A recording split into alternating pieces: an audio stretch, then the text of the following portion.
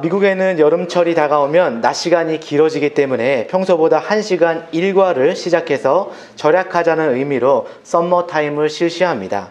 영어로는 데일라이트 세이빙 타임이라고 부르고 있고, 제 기억으로는 우리나라에서 88 올림픽 때 썸머 타임을 실시했던 기억이 납니다.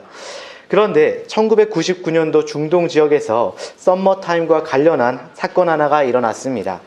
이 팔레스타인 지역에는 웨스트 뱅크라는 그런 구역이 있습니다. 요단강 그 서안에 있는 구역인데요. 아시는 대로 그것은 팔레스타인 자치국에서 관할을 하고 있는 그런 구역입니다. 특별히 과격 이슬람 단체인 하마스가 장악을 하게 되면서 이스라엘과 끊임없이 분쟁을 일으키고 있는 그런 장소이기도 합니다. 그래서 1999년 9월 달에 이 하마스에 있는 이 테러리스트들이 이스라엘의 테러를 저지르기 위해서 시한폭탄을 설치하기 시작했습니다. 그리고 그 폭탄을 이 웨스트뱅크 쪽에서 이제 그 세팅을 한 후에 이스라엘 진영에서 터뜨리기 위해서 동료 테러리스트 3명에게 이 폭탄을 넘겨주었습니다. 그리고 부탁하기를 이것을 민간인들이 타고 있는 버스에 장착을 해서 수십 명의 민간인을 정말 살해하라고 그렇게 지령을 준 것입니다. 그랬는데 당시 그 웨스트뱅크 지역은 말씀드린 대로 데일라이트 세이빙 타임, 한마디로 말하면 썸머 타임을 시행하였고, 이스라엘 진영은 그냥 표준 시간을 사용하고 있었습니다. 두 지역 사이에 1시간의 그런 시간의 격차가 생기게 된 것입니다. 그래서 어떤 일이 벌어졌는가? 원래 웨스트뱅크에서 셋업했던 시간보다 1시간 먼저 폭발하는 바람에 이스라엘의 민간인을 죽이는 대신 그 폭탄을 운반하던 그 테러리스트 3명이 그 자리에서 폭파되어서 죽는 사건이 이뤄졌다고 합니다. 정말 물론 그런 재미있는 현상이 일어났는데, 물론 그 뒤에는 이스라엘을 보호하시는 하나님의 기가 막힌 그런 섭리가 있었는지 모릅니다. 여러분, 그렇습니다. 시간이라는 것은 무엇을 기준으로 삼느냐에 따라서 빠름과 늦음이 결정되는 것입니다. 우리가 똑같은 시간이라도 웨스트뱅크를 기준으로 하면 1시간 빨리 가는 것이고, 이스라엘을 기준으로 한다면 1시간 늦게 가게 되는 것입니다. 제가 잠시 살았던 그 미국 달라스만 하더라도 동부 시간이 다르고 중부 시간이 다르고 태평양 시간이 달랐습니다. 우리나라의 경우에는 동경 135도를 기준으로 해서 시간을 정하기 때문에 영국에 있는 그 그리니치 천문대로부터 계산을 하면 9시간의 그런 격차를 보이게 됩니다. 이와 같이 시간의 설정이라고 하는 것은 어디를 기준으로 삼느냐에 따라서 결국엔 완전히 달라지게 되는 것입니다. 그렇다면 우리 인생은 과연 무엇을 기준으로 그 시간을 삼아야만 할까요? 우리 인생도 시간표가 있습니다. 정해진 시간에 따라서 우리의 삶의 시간표도 움직여져 가는 것이고 이동되어져 가는 것입니다. 그런데 우리 인생의 시간이란 것은 지역에 따라서 결정되지가 않습니다. 그리고 사람들이 기준되지도 않습니다. 우리의 인생을 결정하는 기준은 모든 우주 만물을 지으시고 운행하시는 오직 하나님 한 분이라시는 것을 믿으시기 바랍니다. 왜냐하면 하나님이 이 시간의 창조자이실 뿐만이 아니라 우리 인생의 모든 것을 진행해 나가시는, 이 지구상의 모든 것을 주관하시는 주권자가 되시기 때문입니다. 그러므로 언제나 하나님께서 정해놓은 시간이, 그 시간이 정시인 것입니다. 인간이 설정한 시간이 기준이 아니라 하나님이 정해놓은 그 시간이 바로 정시간이 되고 완벽한 시간이 된 것을 믿으시기 바랍니다. 우리가 믿음 생활을 하다 보면 가끔 하나님께서 늦게 응답하시는 것을 우리가 느껴질 때가 있습니다. 나는 다급해 죽겠고 급해 죽겠는데 하나님께서 지체하시고 정하신 시간에 오는 것 같지가 않고 가끔은 불평도 하고 원망도 될 때가 있습니다. 그런데 과연 이것이 하나님께서 늦게 오시는 것일까요? 하나님께서 늦게 오는 것이 아닐 것입니다. 내가 설정해 놓은 그 시간대에 하나님께서 안 오시는 것뿐이지, 하나님은 자신이 정해 놓은 그 시간의 시간표를 따라서 오시고 행하시고 그 뜻을 행하시는 것입니다. 그러므로 하나님께서 늦으신 것이 아니라 내가 조금 조급한 것입니다. 하나님이 정하신 그분의 시간에 그 모든 것을 이끌어 가심을 인정할 때에 여러분과 제가 믿음 생활하면서 불필요한 그런 신앙적인 오해를 버릴 수가 있습니다. 구약 성경에 보시면 아브라함이 하나님께서 아들에 대한 약속을 받고 나서 아들을 준다고 했는데 25년 후에 이삭이라는 아들을 주게 되었습니다. 그래서 많은 분들은 25년 동안 지체되었고 25년 동안 하나님께서 늦게 끌었다라고 생각하는 사람들이 많은데 과연 그럴까요? 절대 그렇지 않습니다. 이것은 지체된 것이 아니라 하나님께서 25년 후에 이삭을 주는 것이 하나님의 정한 시간표였기 때문에 그렇게 행하신 것을 믿으시기 바랍니다.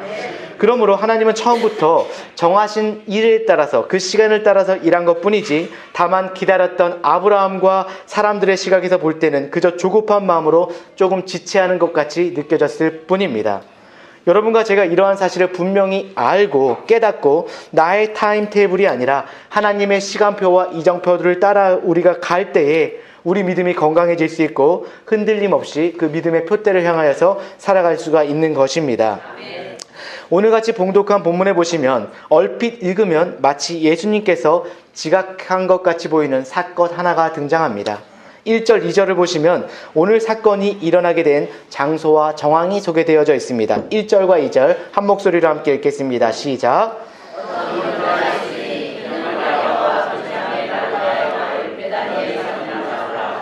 이 마리아는 향유를 주께 붓고 머리털로 주의 발을 닦던 자요 병든 나사로는 그의 오라비더라. 아멘. 오늘 본문에 기록된 이 베다니는 예루살렘에서 약 3.2km 떨어진 지점에 있는 조그만 마을이었습니다. 그런데 이 마을에 살고 있는 마리아와 마리다 두 자매와 그의 오빠 나사로와 함께 살고 있었습니다. 성경의 기록에 의하면 예수님께서 예루살렘에 자주 방문을 하시는데 방문하실 때마다 그 베다니에 있는 이 집에 가셔서 쉬시기도 하시고 시장하시면 음식도 잡수시기도 했다고 나와 있습니다. 예컨대 여름철이 오면 예수님께 국수를 말아드리고 겨울이 오면 따뜻하게 국밥을 끓여드리는 부담 없이 언제든지 예수님께서 찾아갈 수 있는 것, 언제든지 서스름 없이 몸도 누일 수가 있고 식사도 할 수 있는 바로 그것이 베다니였습니다. 여우도 굴이 있고 하늘에 나는 새도 둥지가 있다고 하였는데 인자는 머리 둘 곳이 없더라고 하였습니다. 그런데 유일하게 예수님이 이 땅에 사는 동안에 머리 둘 수 있는 그런 편안한 안식처가 되어주었던 바로 그것이 오늘 본문에 기록된 베단이라는 곳입니다. 그러니 이 베다니에 살고 있는 이 가족들과 예수님의 관계가 얼마나 친밀하고 가족의 이상의 관계였는지 생각해 보시기 바랍니다. 5절 말씀 한번 읽어보겠습니다. 5절 시작.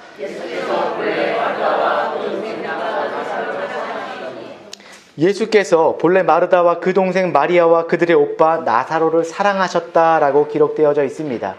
친밀했을 뿐만이 아니라 예수님께서 가장 사랑하시던 가족 이상으로 사랑하고 아끼던 사람들이 바로 마르다, 마리아, 나사로의 가정이었습니다. 그런데 주님께서 그렇게 사랑하시는 그 가정에 문제가 다가오게 된 것입니다. 오빠 되는 나사로가 중병에 걸려서 이제 드러누워서 정말 죽고 시름시름 앓는 그런 상황이 왔습니다. 3절 한번 읽어보겠습니다. 3절 시작.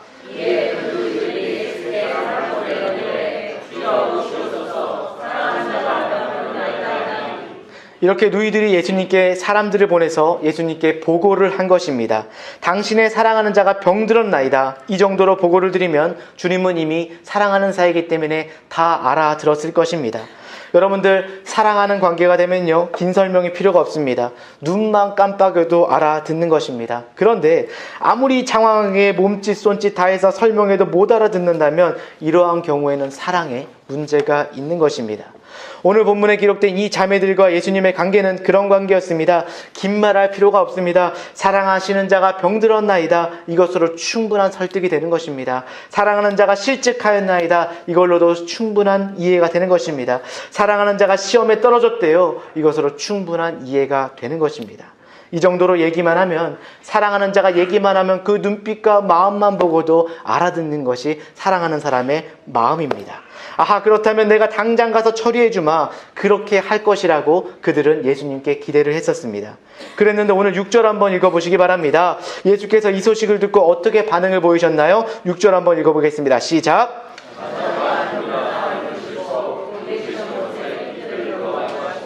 아멘. 여기서 계시던 곳이라고 하는 것은 요한복음 10장 40절에 나오는 요단강 저편에라고 기록되어져 있습니다. 예수님이 이 소식을 들은 후에 즉각 바로 달려오신 것이 아니라 원래 있었던 곳에서 48시간, 약 이틀간을 더 지체하셨다라고 성경은 기록하고 있습니다. 여러분 한번 생각해 보시기 바랍니다. 다른 사람도 아니고 그 친하던 나사로가 지금 병들었는데, 다른 가정도 아니고 평소에 그렇고 사랑하기 아끼던 마리아와 마르다의 가정에 위급한 일이 생겼는데 어떻게 주님께서 이러실 수가 있습니까?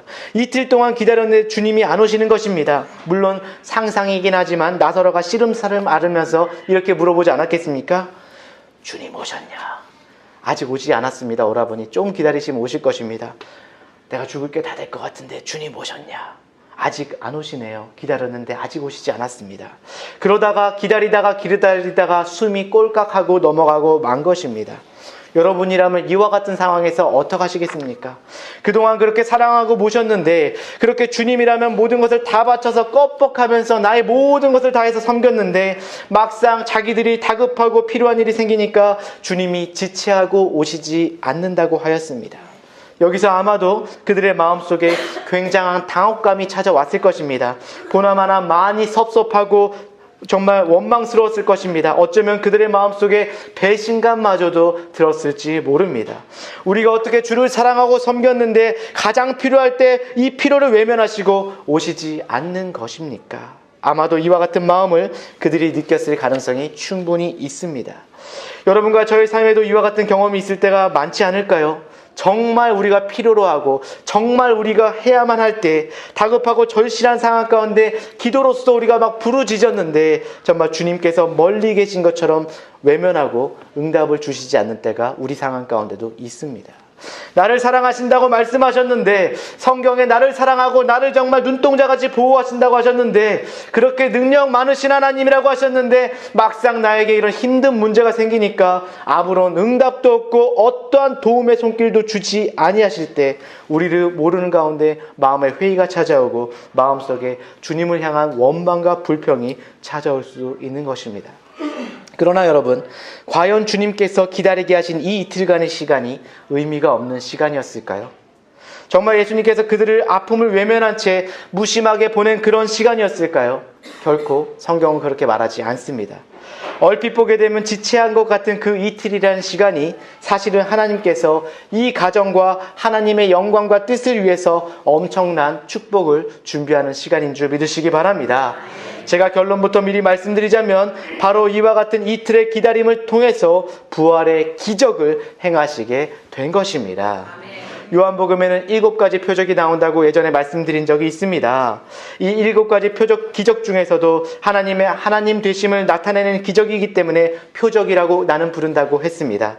그 중에서 가장 큰 표적, 이 모든 기적과 표적 가운데 가장 절정에 해당하는 것이 바로 오늘 11장에 기록된 죽은 지 나흘 만에 살아난 나사로의 기적이었습니다. 그러므로 우리가 얼핏 보기에는 하나님께서 지체하신 것 같이 보이지만, 하나님이 아무 일도 하지 않은 것 같이 보이지만 우리는 그것을 보고 쉽게 판단하고 하나님을 원망해서는 안 되는 것입니다. 나는 알지 못하는 가운데 있지만, 나의 생각과 나의 경험으로는 이해되지 못하지만 하나님께서 내 인생 가운데 무언가를 준비하고 계시고 결과적으로 저와 여러분에게 최상의 답을 주시길 원하시기 때문에 그것을 믿으시고 정말 주님 앞에 신앙으로 나가시는 여러분들 되시길 주님의 이름으로 축원합니다. 아멘. 이런 면에서 참된 신앙이란 것은 나의 뜻대로 모든 것이 되지 아니하고 내 생각대로 모든 것이 진행되지 아니할지라도 하나님을 신뢰하고 믿음으로 끝까지 기다리며 기대하며 믿음으로 나가는 것을 신앙의 참 증거라는 것을 믿으시기 바랍니다. 오늘 여러분 인생 가운데서도 지체되는 일들이 있을지 모르겠습니다. 금전적으로 다급하고 육체적으로 병낫기를 바라고 정말 급하고 다급한 일들이 여러분 가운데 많이 일어날 것입니다. 하나님의 응답이 금방 나타나지 않는 그런 기도도 존재하는지 모르겠습니다. 그럴지라도 너무 성급하게 하나님을 판단하지 마시고 하나님께서 나에게 주실 최상의 답을 주실 때까지 기다리고 신뢰하는 믿음이 여러분 가운데 중요한 것입니다. 우리가 나의 뜻대로 모든 것이 이루어지지 않고 모든 상황이 어려워짐에도 불구하고 하나님을 신뢰하고 우리가 믿음으로 기다리려면 우리 삶 가운데 무엇이 필요할까요?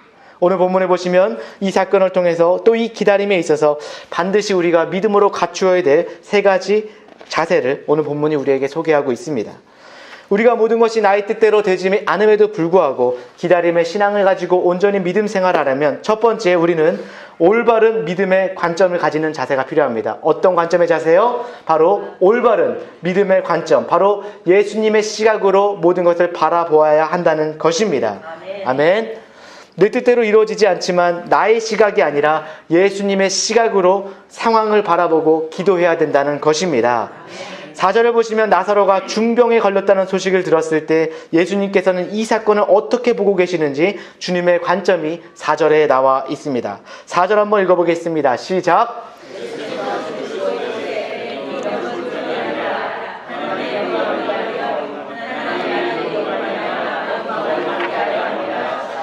아멘. 마리아와 마르다는 단순히 자기 오빠가 죽어가는 현실만 바라보고 있었습니다. 물론 그것도 틀린 말은 아닙니다. 왜냐하면 정말 나사로가 죽어가고 있었기 때문에.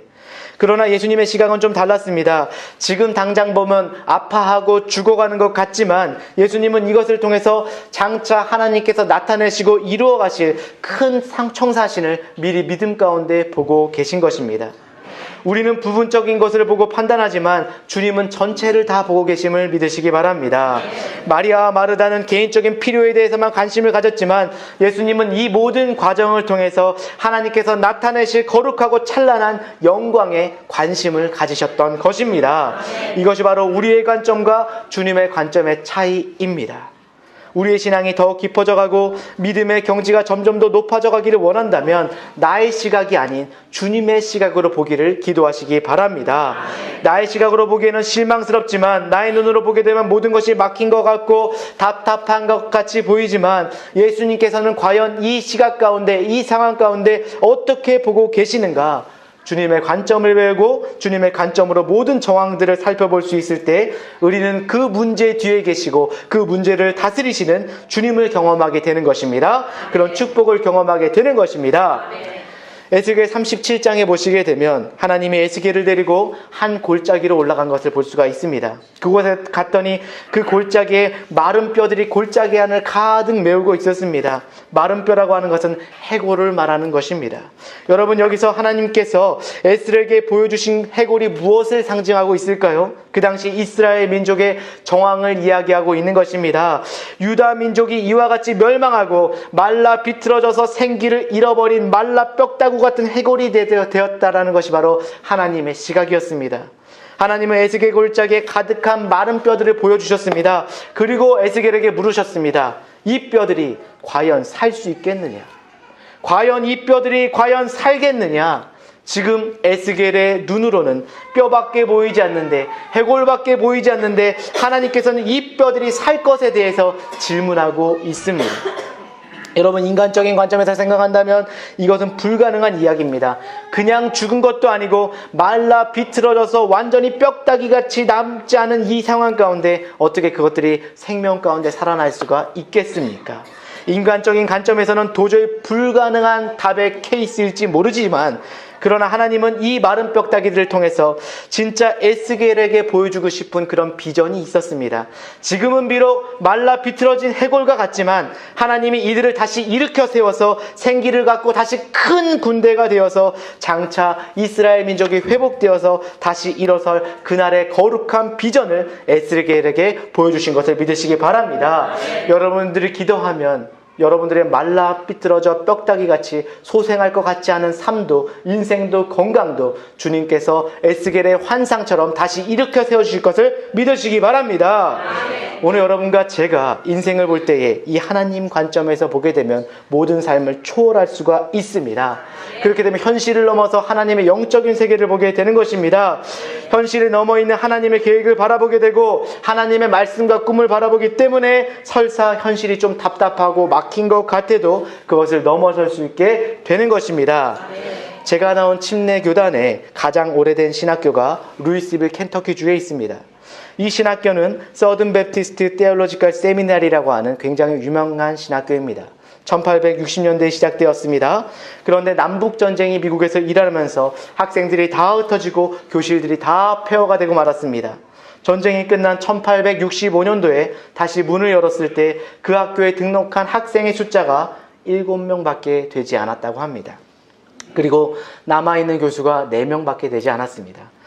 그 중에서 설교학을 담당하신 존 알버트 브론도라는 교수님이 계셨는데 그분의 클래스에는 딱 한 명이 등록을 했습니다. 그 한 명이, 그런데 그 한 명이 앞도 보지 못하는 그런 맹인이었습니다.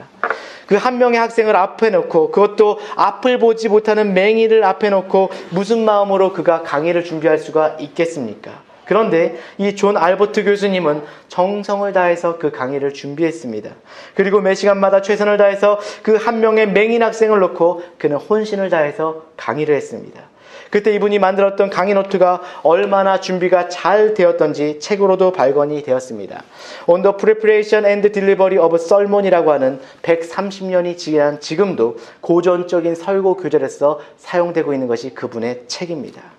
어떻게 한 명을 놓고 앞도 보지 못하는 맹인 한 명을 놓고 이와 같이 정성을 쏟아놓는 것이 가능했을까요? 존 알버트 교수님이 이와 같은 말을 했습니다. 하나님이 포기하지 않는 한 저도 포기할 수가 없습니다. 여기 한 명의 맹인의 장님의 학생의 삶 속에 하나님의 무한한 미래의 가능성이 들어 있습니다. 여러분, 이것이 바로 믿음의 시각인 줄 믿으시기 바랍니다. 우리가 인간적인 눈으로 보면 모든 것이 막힌 것 같고 답답한 것 같지만 하나님의 시각으로 바라보게 되면 그 가능성을 우리가 볼 수가 있는 것입니다. 열린 길을 보게 되는 것입니다. 그리고 하나님의 비전을 바라보면서 더 힘차게 일어설 수 있는 용기를 갖게 되는 것입니다. 여러분, 인생 가운데 정말 어려움과 그런 힘듦이 있습니까? 하나님의 눈으로 바라보고 하나님의 말씀으로 도전하시기 바랍니다. 에스겔의 마른 뼈다귀가 생기를 갖고 큰 군대로 일어선 것처럼 여러분의 인생 가운데서 하나님께서 함께 하시면 생기를 얻고 다시 활력이 있는 인생이 될 줄 믿으시기 바랍니다. 하나님의 시각으로 여러분의 시각으로만 보지 마시고 주님의 관점으로 보시고 주님의 시각으로 보는 법을 배우시기 바랍니다. 두 번째로, 우리가 모든 것이 나의 뜻대로 되지 않음에도 불구하고 신앙의 기다림을 가지고 살아가려면 우리는 올바른 기회를 잡아야만 합니다. 어떤 기회를 잡아야 된다고요?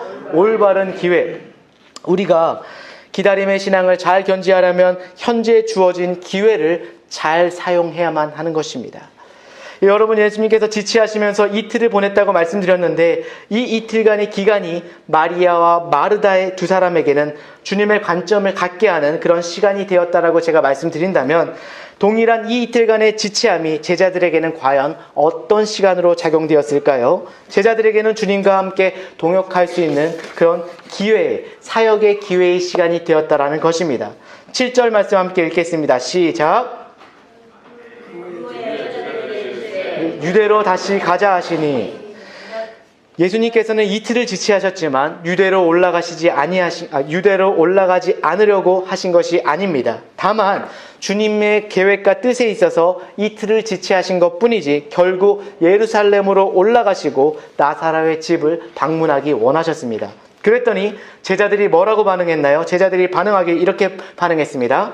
라삐어, 방금도 유대인들이 돌로 쳐 죽이려고 했는데 또 거기로 올라가려고 하십니까? 제자들은 이렇게 반대를 하였습니다.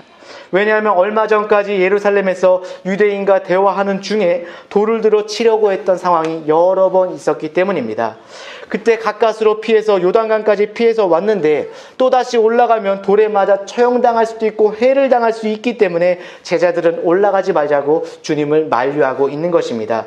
그때 정말 주님께서 9절 10절을 보시면 예수님께서 이와 같은 유명한 말을 하십니다. 9절에서 10절 한 목소리로 읽겠습니다. 시작.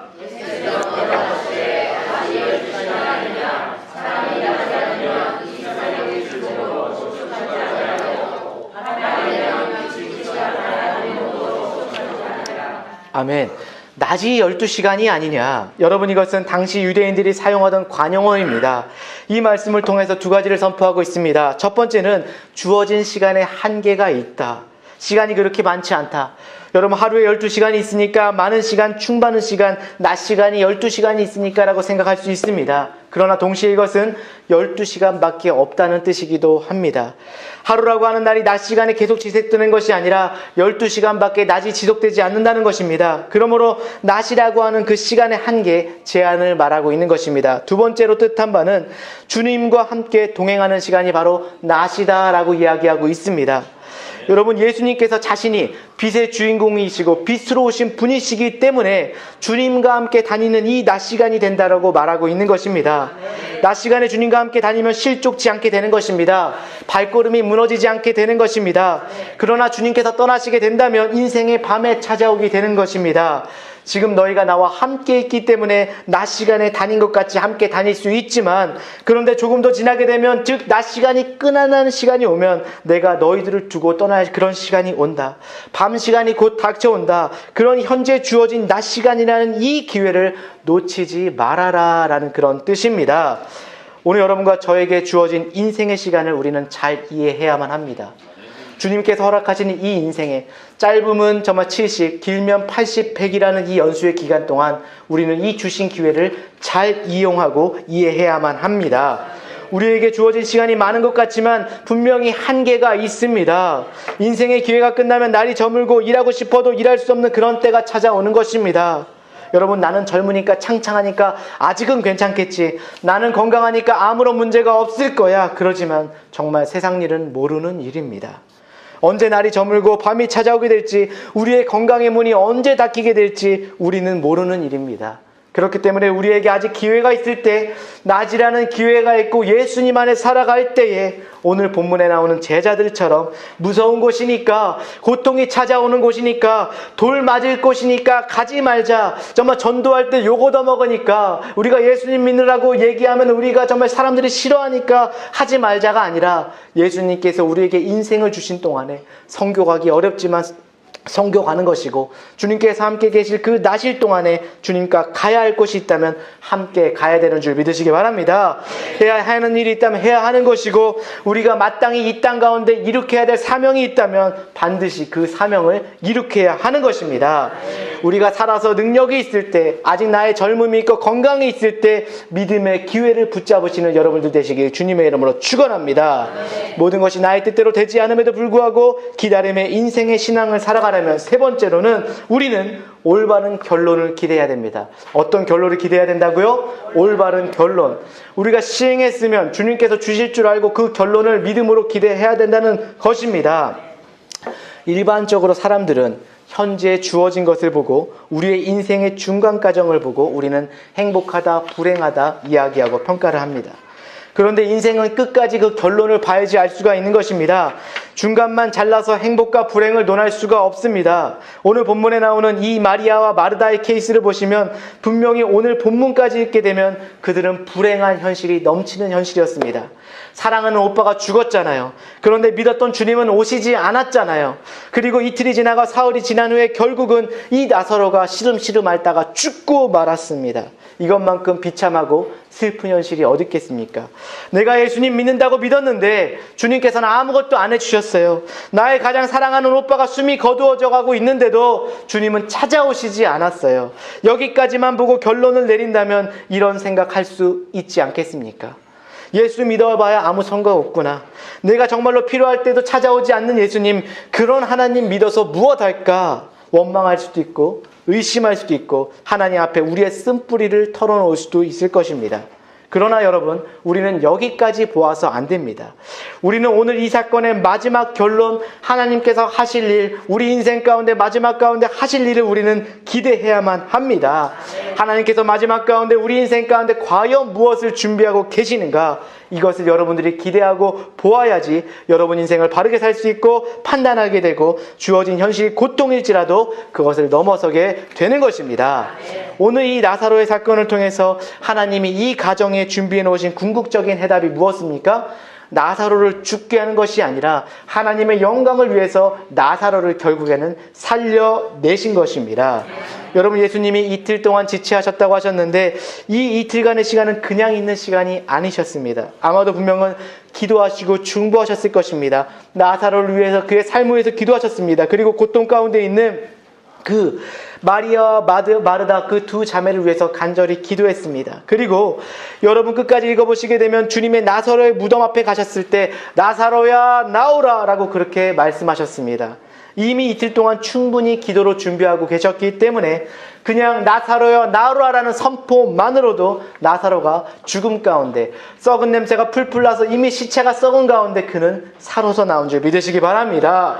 여러분, 우리 인생의 생각에는 하나님이 아무것도 안 하고 계신 것 같으시죠? 내가 고통당할 때 하나님 그냥 멀리 계신 것 같죠? 아닙니다. 여러분을 통해서 사랑하는 자를 위해서 중보하고 계시고 여러분들을 통해서 준비하시고 계시고 그 때와 장소와 시를 주님께서는 일하고 계신 줄 믿으시기 바랍니다. 무언가 나에게 최상의 베스트를 주시기 위해서 하나님께서는 죽음도 일하고 계시고 준비하고 계시는 것입니다. 그래서 오늘 15절을 보시게 되면 예수님께서 이 사건을 통해서 정말 보여주고 싶었던 것이 무엇인지 나타내고 있습니다. 15절 함께 읽겠습니다. 시작. 내가 우리 시간에 너희를 위하여 구하느니 이는 너희 몸이 그러나 아멘. 예수님께서 진작 베다니로 올라가지 않고 이틀을 더 머물렀던 사실을 언급하시면서 내가 이 사실을 기뻐한다. 왜냐하면 이것을 통해서 죽은 지 나흘 된 나사로를 살게 함으로 너희들이 나를 믿게 하려 하기 때문이다. 죽은 자를 살게 하는 초자연적인 그런 능력을 가진 하나님, 그러므로 이것을 보고 제자들의 마음속에는 분명히 믿음을 새길 수 있는 그런 믿음의 확증이 생겼습니다. 그 결과 제자들뿐만이 아니라 나사로 때문에 주위에 있었던 수많은 유대인들이 예수를 믿게 되었고 하나님께 영광을 돌리는 그런 역사가 일어나게 된 것입니다. 이것이 하나님과 여러분의 저희 삶에 준비해 놓으신 하나님의 결론입니다. 여러분 인생만 잘 될 뿐만이 아니라 하나님께서는 그의 영광을 통해서 여러분들을 통해서 영광받기 원하시고 여러분들을 쓰기 원하십니다. 그렇기 때문에 여러분 나의 인생만 바라보지 마시고 나의 인생을 바라보시는 하나님의 인생을, 하나님의 시각을 바라보시길 바랍니다. 이것이 바로 하나님이 여러분과 저희 앞에 준비해 놓으신 하나님의 결론입니다. 우리는 문제가 주어지게 되면 우리는 그 문제만 보지 하나님께서 우리에게 문제를 주실 때는 언제나 그 해답을 갖고 주신다는 것을 믿으시기 바랍니다. 이스라엘에서 애굽 백성이 나올 때에 홍해라는 문제가 생겼습니다. 홍해가 앞에 싹 가로막고 있어요. 하나님 홍해라는 문제만 주셨을까요? 아닙니다. 홍해가 가로막고 있지만 홍해 바로 밑에 갈 수 있는 그 길을 준비해 놓으셨습니다. 그리고 그 길을 통해서 이스라엘 모든 민족이 하나도 다치지 않고 걸어가게 하신 것을 믿으시기 바랍니다.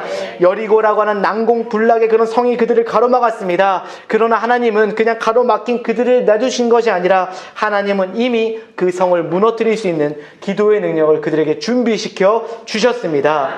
오늘 여러분이 답답한 일을 당하고 어려운 일을 당하고 왜 인생이 꼬이고 이렇게 막히나 답답해할 수 있을지 모르지만 여러분들 그 문제만 보시기보다는 이미 준비해 놓으시고 일하고 계시고 기도하고 계시는 최상의 결론을 주실 하나님을 믿으시기 바랍니다. 아멘. 이것이 우리를 살게 하는 것이고 절망 가운데서도 일어나게 하는 것입니다. 아멘. 하나님은 모든 것이 협력하여 선을 주시는 최상의 것을 주시는 우리 아버지신 것을 믿으시기 바랍니다. 아멘. 한국의 어느 교회 매거진에 실렸던 간증 중에 하나입니다. 어떤 대학생이 있었습니다. 참 믿음도 좋고 꿈도 크고 머리도 좋았던 대학생이 있었습니다. 그래서 그는 한국에서 제일 좋다는 서울대 건축학과에 입학도 했습니다. 그런데 졸업을 앞둔 어느 시점이었는데 갑자기 몸에 이상이 생겼습니다. 온몸이 기운이 빠지고 모든 일에 의욕이 떨어지는, 힘이 없어지는, 그래서 무슨 병인가 이 병원 저 병원을 다 돌아다녀 봤는데 아무 병원에서도 이 병을 치료하지 못합니다. 결국 나중에 밝혀진 것이지만 근육 무기력증이라는 그런 병에 걸리게 되었습니다. 이 병은 갈수록 근육에 힘이 빠져서 나중에는 연필 한 자루도 들지 못해서 결국은 그렇게 무너져서 죽게 되는 병이 바로 이 근육 무기력증입니다. 아직도 인생이 창창한 새파란 대학생인데 그것도 예수를 잘 믿는 신앙생활 잘하는 대학생이 이런 상황에 정말 처해서 방 안에 누워서 누워있게 되니 여러분 그 마음이 어떻게 되겠습니까? 그래서 이 청년이 매일 하나님께 고쳐달라고 간절히 기도를 했대요. 1년 동안 기도를 했는데 아무런 효과가 나타나지 않았답니다. 2년, 3년이 지났는데도 하나님께서는 여전히 아무런 응답이 없었습니다. 5년이 지나갈 무렵 하나님이 들으시고 그를 기적적으로 병에서 완전히 고쳐주셨습니다. 우리가 인간적으로 판단해보자면 하나님이 너무 늦게 오신 것 같아요. 그 아까운 5년의 청춘의 그 시간을 고통의 가운데로 지나가게 하셨으니까 하나님께서 마치 인생 가운데 지각하신 것만 같았습니다. 그럼에도 불구하고 이 청년이 이와 같은 고통에서 치유되고 나서 10년이 흐른 후에 그분이 그가 다니는 교회 매거진에 다음과 같은 간증의 기고를 올리게 됩니다. 요약하지만 이런 내용입니다. 왜 하나님이 내 인생 가운데 이렇게 불필요한 것 같은 상황과 고통을 주셨을까? 처음에는 이해할 수도 없었고 받아들일 수도 없었고 정말 내가 납득할 수도 없었지만 이 5년의 시간을 보내는 동안에 나는 결코 그것이 낭비가 아님을 깨닫게 되었다라고 간증을 하였습니다. 움직일 수 없었으니 그는 방에서 무엇을 할 수 있겠습니까? 두 가지밖에 없었습니다. 한 가지는 기도하고 하나님을 찬양하는 것, 간구하는 일밖에 없었습니다. 또 한 가지는 무엇을 할 수 있을까요? 움직이지 못하니까 책을 읽었습니다. 그래서 5년 동안 방에 있으면서 수백 권의 각양 분야의 책들을 그가 광범위하게 읽기 시작했습니다. 그런데 나중에 알고 봤더니 이 두 가지가 한국에서 정말 성공적인 기업을 경험하는데 필수적인 요소가 되었다라는 것입니다. 첫 번째로 하나님께 기도함으로 정직한 경영을 할 수 있는 신앙의 자질과 그런 철학을 갖게 되었습니다. 두 번째로 그렇게 많은 책을 읽게 됨으로 말미암아 시대를 앞서가는 그런 리더십과 다양한 지적 자산을 그가 소유하게 되었습니다. 그래서 정직한 마음으로 그가 가장 앞서가는 그런 지적인 믿음과 노하우를 겸비하여서 그가 사업을 시작하고 기업을 만들어가는 중에 그것이 한국에서 굉장히 큰 굴지의 사업으로 발전하게 됩니다. 짐작하시겠지만 그 주인공이 바로 이랜드라는 기업을 일으킨 뉴코아 아울렛으로 유명한 박성수 회장에 대한 간증이었습니다. 이것은 실화이고 그 교회 매거진에 실렸던 이야기입니다. 여러분 그렇습니다. 우리 현재 주어진 것만 보게 되면 우리는 실망할 수밖에 없습니다.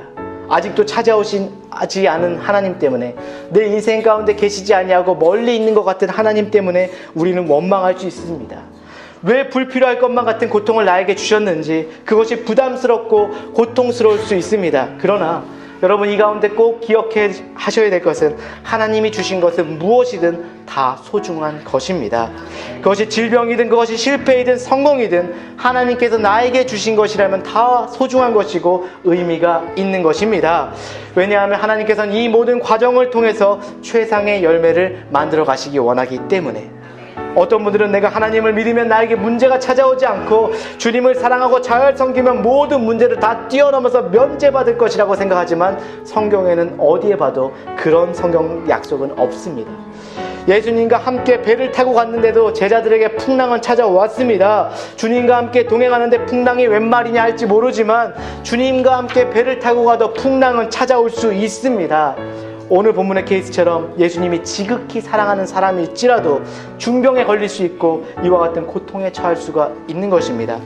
성경은 어느 곳에도 우리가 예수님을 믿기 때문에 고난으로부터 면제된다라고 나오지 않습니다. 오히려 반대를 이야기합니다. 고난이 주었을지라도 그 고통을 통과함으로 하나님의 더 큰 영광을 드러내고 이 모든 과정을 통해서 합력하여 선을 이루시는 하나님의 영광을 발견하게 될 것이라고 성경은 약속하고 있습니다. 오늘 여러분과 저에게 주어진 현실만 보고 실망하고 낙담하지 말고 모든 일 대해서 지금도 준비하시고 일하고 계시는 하나님을 바라보시길 바랍니다. 그리고 하나님은 반드시 여러분과 저에게 최상의 결론을 안겨주심으로 지금 곤돈받는 것 같고 고통 가운데 있는 것 같지만 결과적으로는 승리자가 되게 하셔서 하나님의 영광을 드러나게 하실 것입니다. 이 사실을 잘 이해하고 축복의 인생을 사시는 여러분들 되시길 주님의 이름으로 축원합니다. 우리 시간 잠시 눈을 감고 정말 주님께 기도하겠습니다. 하나님, 오늘 우리가 이 시간을 잘 기억하고 잠시 눈을 감고 기도하는 시간을 갖기 원합니다. 정말 나에게 있는 문제만 보는 것이 아니라 주어져 있는 이 현실만 보는 것이 아니라 이 현실 뒤에서 일하고 계신 그런 거룩하신 하나님, 능력의 하나님을 바라보며 그 신실한 하나님을 바라보고 기도하고 찬양하고 그 영광을 위해서 달려갈 수 있는 저희들이 될 수 있도록 주님 도와주시옵소서. 하나님, 이 시간 신실한 주님을 바라보며 내가 주님을 더욱더 의지하고 더 크신 뜻을 믿을 수 있는 그런 신앙과 믿음을 더하여 주옵소서. 인생의 고통과 풍랑이 찾아와도 주님의 시간을 인정하고 그의 뜻에 따라 순종하여 기다리는 주님의 축복의 믿음의 자녀가 되게 해달라고 우리 이 시간 우리 자녀를 위해서, 아내와 남편을 위해서, 교회 공동체를 위해서, 자기 자신을 위해서 주여 삼창하고 기도하는 시간 갖겠습니다. 주여, 주여, 주여. 사랑의 하나님 아버지 감사합니다. 하나님 이 시간 우리가 정말 기도하기 원합니다. 하나님 우리 인생의 고통에 풍랑에 자주하도 주님의 시간을 인정하며 그 뜻에 따라 순종하는 우리들 될 수 있도록 인도하여 주시옵소서. 축복의 믿음의 자녀가 되게 하여 주시고 이 모든 현실 뒤에서 일하고 계시는 주님을 바라보고 준비하시고 우리를 통해서 중보하고 계시는 예수님을 바라볼 수 있도록 인도하여 주시옵소서. 그럴 때마다 기도하고 찬양하고 주님의 얼굴을 구하고 주님을 더욱더 찾기 원하는 그런 백성 될 수 있도록 인도하여 주시옵소서. 이 시간 주님의 얼굴을 구합니다. 주님의 도우심을 구합니다. 하나님 내가 나의 타임테이블이 아니라 나의 시간표가 아니라 주님의 시간표, 주님의 뜻에 따라 주님의 때에 따라 움직이는 주님의 믿음의 백성이 되기 원합니다. 주님의 시간을 인정하며 그에 따라 순종해 나가는 기다리는 축복의 믿음의 자녀가 되기 원합니다. 나의 인생에만 초점이 맞춰진 것이 아니라 그분의 나라와 영광을 위해서 그 나라와 의를 먼저 구하는 자가 되게 하여 주시옵소서. 내가 지금 순간에 주님을 결단하게 하시고 나중이 아니라 내가 잘된 다음에 나중이 아니라 지금 이 순간에 주님을 결정하는 그런 인생의 시간표를 사는 자가 될 수 있도록 인도하여 주시옵소서. 하나님 주님이 함께 하시는 동안이 낮 시간인 줄 믿습니다. 우리가 정말 세상이 두렵고 아직은 때가 아니라고 믿는 인간의 시각으로 바라본 것이 아니라 주님께서 우리와 함께 하시고 동행하시는 그 시간이 낮 시간이라 믿고 하나님과 함께 있는 그 시간에 우리가 사역을 감당하고 전도하고 믿음대로 살아가고 하나님 우리가 예배하며 찬양하는 그런 자들 될 수 있도록 인도하여 주시옵소서. 하나님 아버지 감사합니다. 하나님 우리의 삶이 터전히 흔들리고 답답하고 힘들고 어려운 고난이 찾아올지라도 우리를 지키시고 인도하실 신실하신 주님께서 함께 계심을 감사를 드립니다. 하나님 우리가 무슨 일을 당하든지 낙심하지 않게 하시고 포기하지 않게 하시고 반드시 끝까지 우리 모두에게 승리를 안겨주실 사랑의 주님, 신실의 주님, 전능하신 능력의 주님을 붙잡고 주님 때문에 승리하고 주님 때문에 기뻐하고 주님 이름으로 말미암아 하나님께 큰 영광 돌리며 살 수 있는 저희 모든 성도들 될 수 있도록 주님 축복하여 주시옵소서. 여호와 니시 하나님, 라파의 하나님, 이레의 하나님을 찬양합니다. 우리를 준비하시고 일으키시고 승리를 주실 주님을 찬양합니다. 우리가 세상 살아가는 동안 나의 시간을 믿는 것이 아니라 하나님의 시에 따라 때에 따라 살아가는 우리들 될 수 있도록 인도하여 주시옵소서. 예수님의 이름으로 기도합니다. 아멘. 하나님께 모든 영광의 박수 올려드리겠습니다.